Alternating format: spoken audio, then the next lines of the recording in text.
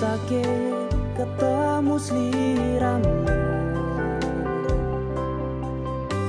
Ora tak bayangke iso kenalan. Indah manis parasmu, lembute perhatianmu, gawe rasa nyaman nuwuhke katresnan.